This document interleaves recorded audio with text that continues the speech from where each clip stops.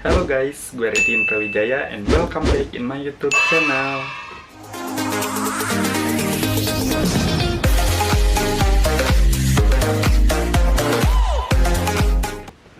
Hari ini gue seneng banget karena di episode kali ini gue bakalan mengundang salah satu finalis pencarian bakat memasak terbesar di Indonesia, yaitu MasterChef. Mau tahu siapa yang akan gue ajak ngobrol? Check this out.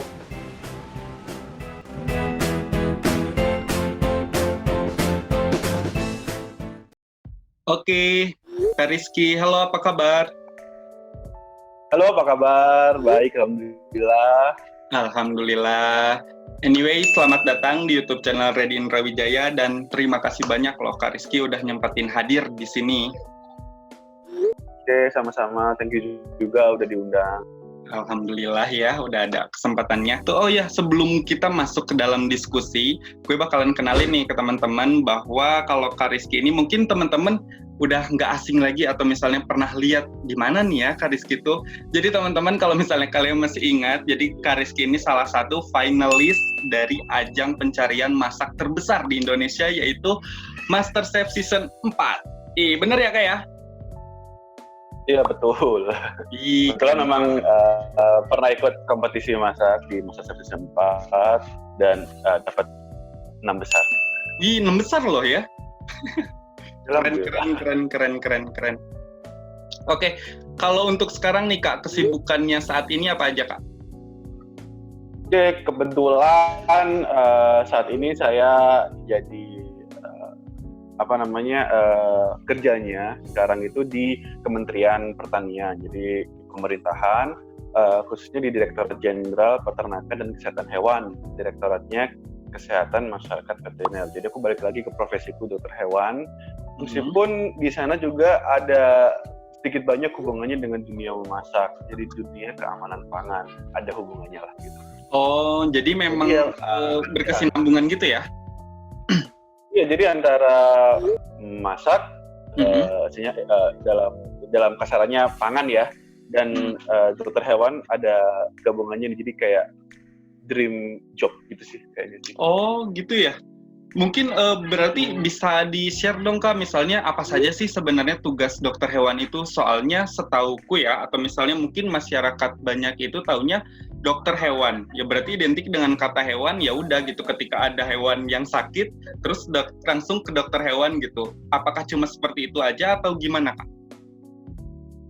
Ya, sebenarnya kalau membahas tentang fungsi dokter hewan, tugas dokter hewan itu sebenarnya sangat luas ya. Dokter hewan itu mungkin kalau dari teman-teman di rumah itu mandangnya kalau dokter hewan hanya kerja di klinik, jadi ngobatin hewan yang sakit, atau ada juga dokter hewan di satwa liar, jadi dia ada di kayak penangkaran atau di Soka Magasato dan sebagainya yang ngobatin hewan-hewan juga. Dan sebenarnya itu dokter hewan fungsinya masih banyak, tugasnya masih banyak. Jadi ada praktisi yang tadi ya, dokter hewan kecil, dokter hewan besar, dokter hewan akuatik atau satwa liar. Juga ada akademisi, jadi dosen, peneliti dan sebagainya. Ada juga itu yang ada hubungannya dengan pangan. Ada juga ya? Biasanya kita sebut ya sebagai kita di bidang public health, jadi veterinary public health atau kesehatan masyarakat veteriner. Nah, di dalam kesehatan masyarakat veteriner itu sendiri, ya itu ada berbagai macam yang misalnya dibidangin di situ ya. Misalnya kayak pencegahan penyakit zoonosis atau penyakit zoonotik. Jadi penyakit yang bisa menular dari hewan ke manusia atau manusia ke hewan. Itu teman-teman di public health ya. Jadi Kesmafet di sini kita sebutnya, jadi kesehatan masyarakat veteriner atau disingkat Kesmafet, juga ngurusin tentang penyakit zoonotik atau zoonosis. Lalu ada juga tentang hygiene sanitasi. Hygiene sanitasi ini yang ada hubungannya dengan keamanan pangan.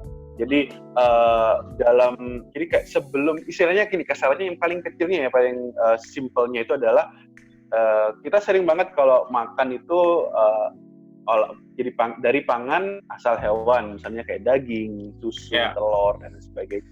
Kita ambil contoh adalah daging. Daging sebelum ada di meja, sebelum olah di dapur, itu ada peran dokter hewan di sana. Jadi mungkin teman-teman nggak tahu ya. Jadi misalnya kayak gini. Jadi di rumah potong hewan di RPH di Indonesia maupun dimanapun itu pasti ada dokter hewannya. Dokter hewan itu fungsinya adalah pertama fungsinya apa ya? Mengecek dulu si hewan yang sebelum disembelih itu sehat apa enggak. Jadi sapi itu sehat apa enggak, ayam itu sehat apa enggak, kambing, domba, babi dan sebagainya itu sehat apa enggak. Ada pemeriksaan namanya pemeriksaan antemortem. Oke, berarti pemeriksaan itu sifatnya wajib ya kayak? Wajib. Jadi ada pemeriksaan antemortem. Yang diperiksa itu juga dari kesehatan. Kesehatannya di sini bukan kesehatan terkhusus. Jadi khusus untuk pencegahan penyakit dari hewan ke manusia. Oke. Jadi nggak cuma penyakit zoonotik aja. Jadi juga hewan ke hewan juga.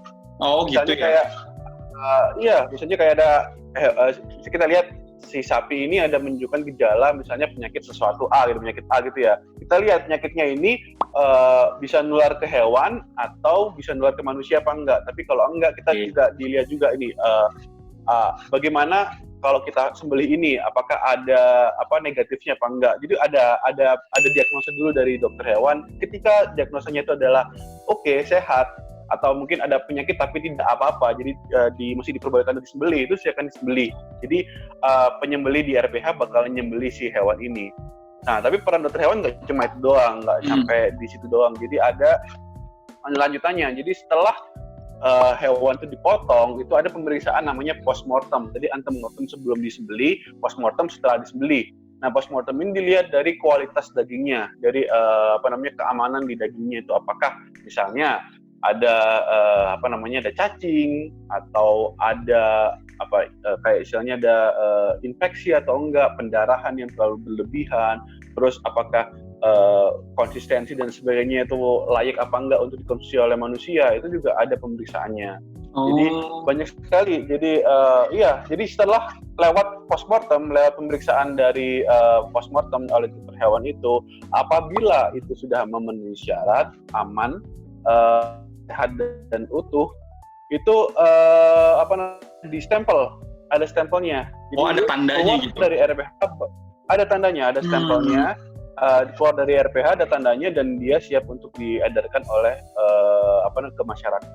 Oh gitu ya. Jadi memang siklusnya panjang juga ya kayak ternyata.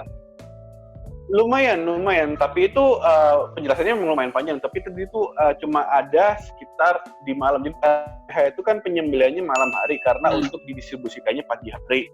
Jadi sebelum masuk itu, sebelum sapi-sapi masuk, itu kita udah periksa dulu. Terlebih dahulu, kesejahteraan hewanya kita lihat gitu kan ya. Jadi kita istirahatkan, kita kasih makan kalau memang penyembelihannya belum sekitar 12 jam tuh belum kayak lebih dari 12 jam. Iya. Itu kalau lebih dari 12 jam kita kasih pakan. Tapi kalau kurang dari 12 jam itu kita nggak perlu kasih pakan, tapi kasih minum aja supaya untuk mengosongkan perutnya, supaya tidak bakteri-bakteri tidak semakin banyak. Kita benar-benar perhatikan sangat detail dari kesejahteraan hewannya.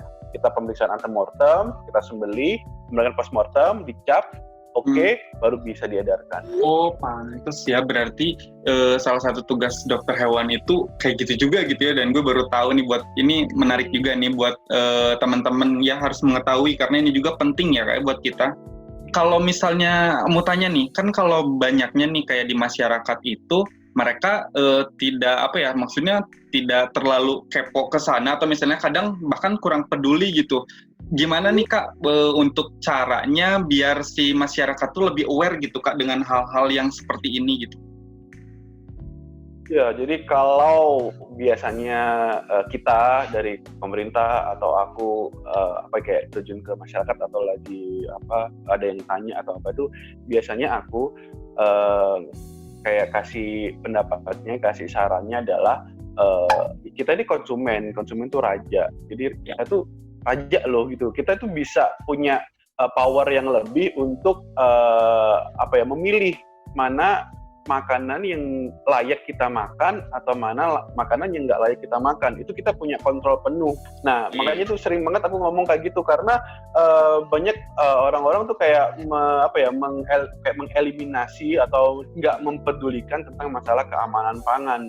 Dan sebagai konsumen harus benar-benar cerdas, benar-benar pintar, harus mengerti kalau ini adalah penting gitu untuk untuk dilihat gitu. Iya, betul. Dari keamanan pangan yang harus diperhatikan tuh sebenarnya apa aja sih, Kak?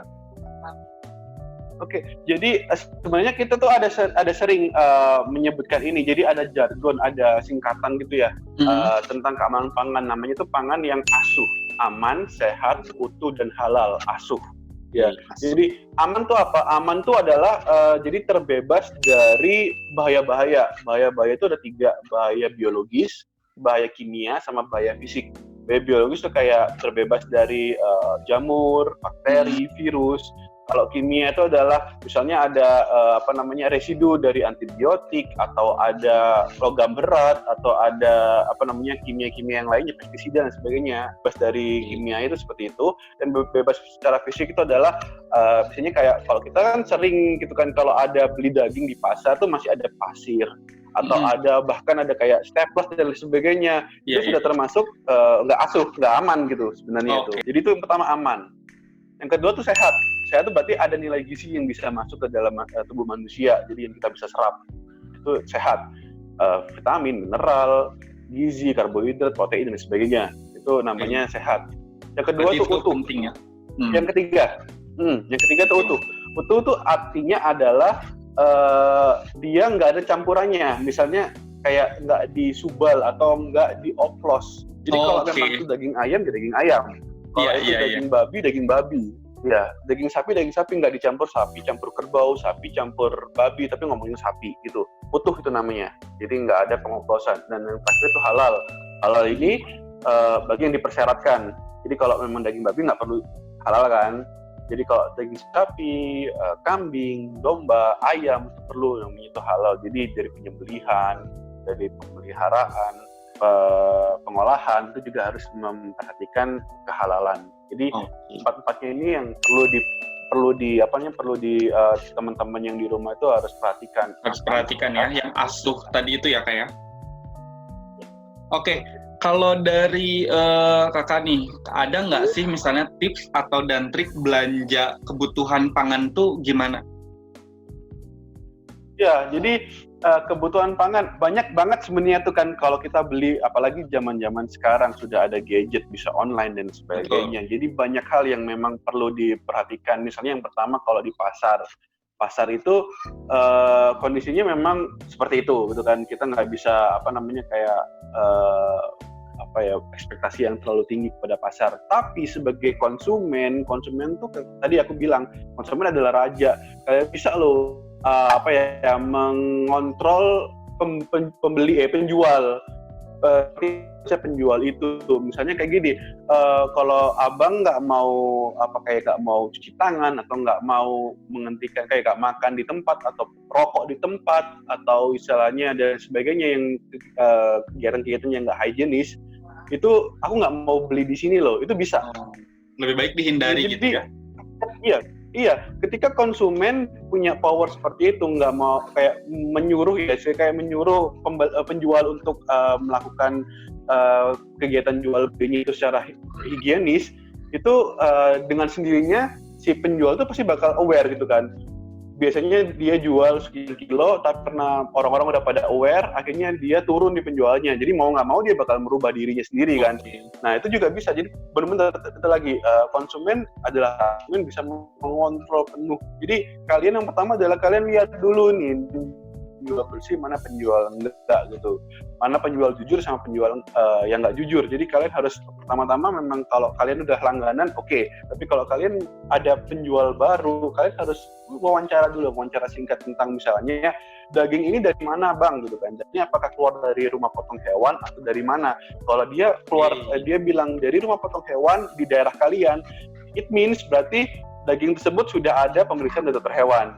Jadi satu langkah sudah aman gitu kan, satu langkah udah aman nih karena dia udah sumbernya sumbernya terkendali dari rumah potong hewan. Oke.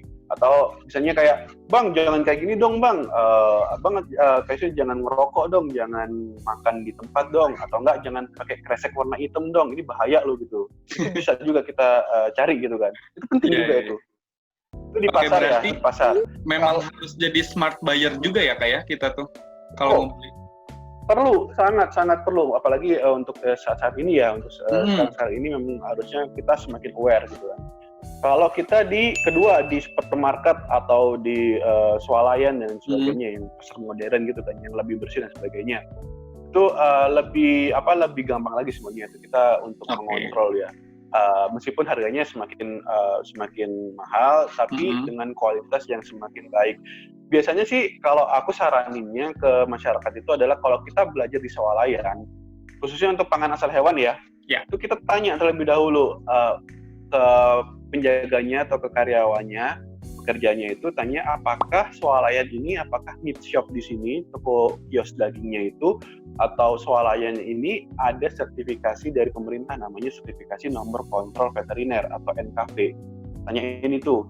Kalau ada NKV di situ sudah disertifikasi gitu ya, berarti si swalayan tersebut, kios daging tersebut sudah ada kontrol dari pemerintah. Jadi jaminan keamanan panganannya sudah dilihat di situ. Berarti udah sesuai prosedur gitu ya kayak kalau misalnya udah ada. Betul, iya. Itu. Jadi ada NKV-nya. Kalau ada NKV-nya, jadi kalian bisa lihat sendiri kok. Biasanya tuh kalau sertifikat sama swalayan itu ditempel di tempat yang bisa dilihat oleh masyarakat, oleh konsumen. Di situ ada sertifikat NKV dan lain sebagainya. Jadi kalau kalian melihat ada sertifikat NKV di situ, berarti satu masalah sudah terlewati. Berarti sudah dijamin oleh pemerintah di sana, produk-produknya sudah ada dokter hewan yang memeriksa gitu. Itu kalau di swalayan lebih gampang gitu, lebih simpel. Kalau yang ketiga itu ada yang sekarang nih yang benar-benar lagi happening, jual online.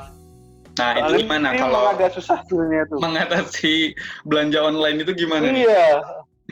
Kalau online ini memang agak permasalahan yang yang kita hadapin bersama-sama ya. Iya betul. Pertama adalah kemudahannya sangat mudah sekali. Jadi kita hanya duduk tiduran di rumah, barang bisa langsung datang gitu ya ke rumah. Gitu. Iya.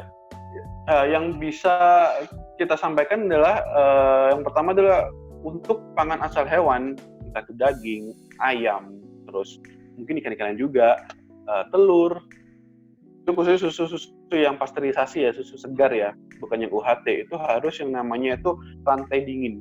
Jadi bagaimana meminimalisir pertumbuhan bakteri ya, minimalisir pertumbuhan bakteri itu dengan yang namanya rantai dingin. Jadi dari produsen, dari misalnya kayak distributor atau reseller, kondisi dingin, beku bahkan lebih bagus.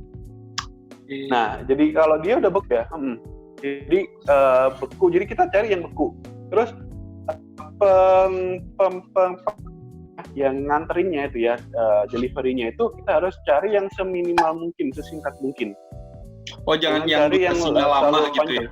Jangan terlalu jauh. Iya, biasanya kan ada yang sampai dia karena mau ongkir yang lebih murah pakai yang same day gitu kan ya. Jadi yang bisa 8 jaman gitu kan ya. Semakin lama kan kita nggak tahu nih, drivernya itu kan kadang bener kadang nggak bener kan biasanya gitu kan. Jadi si drivernya ngambil produknya ke resellernya atau ke distributornya itu sekitar semuanya 1 jam 1 gitu ya. Terus dia ngirimnya baru sampai ke kita jam 9 malam. Jadi kan udah 8 jam lebih tuh. Wah, itu yang namanya daging, ayam dan lain sebagainya pasti sudah kualitasnya sudah jelek gitu banget ya? Karena sudah 8 jam di udara terbuka, udah di suhu panas ya di luar itu, bakteri-bakteri sudah tumbuh berkembang sangat banyak lagi. Jadi memang kalau mau beli online tuh kita harus lihat dulu dari si distributornya, suppliernya itu kayak gimana. Lalu juga durasi pengirimannya harus yang sesingkat mungkin. Kalau bisa yang yang on time di waktu itu juga. Cuma mungkin sejaman perjalanan tuh sudah masih oke gitu kan. Paling nggak itu. Jadi kalau misalnya tadi kan kita udah belanja nih, mau itu online atau mau itu nggak online ya. Nah, ini gimana cara memperlakukan yang udah kita beli itu biar awet gitu, atau misalnya biar fresh itu gimana ya? Kayak apakah ada cara khusus atau gimana? Oke, jadi kita sudah beli nih ya, sudah beli udah selesai nih. Jadi keamanan pangan di tingkat pembelian itu sudah selesai. Jadi kita ketika sudah produk asal hewannya sudah sampai di tangan kita, gimana cara memperlakukannya biar tetap bagus, tetap kualitasnya nggak turun, nggak berbahaya gitu kan ya. Jadi yang pertama itu adalah kita lihat dulu nih, misalnya kalau kita beli beli telur ya, atau ayam atau daging apapun itu, biasanya kalau di pasar, biasanya masih ada kotoran. Entah itu kayak misalnya kalau telur tuh ada kotorannya kan, ada kotoran di kerabangnya, pasir dan sebagainya di daging atau apa ya, memang kita nggak tahu gitu kan. Tiba ketika masuk ke rumah kita lihat ternyata ada gitu, langsung cuci.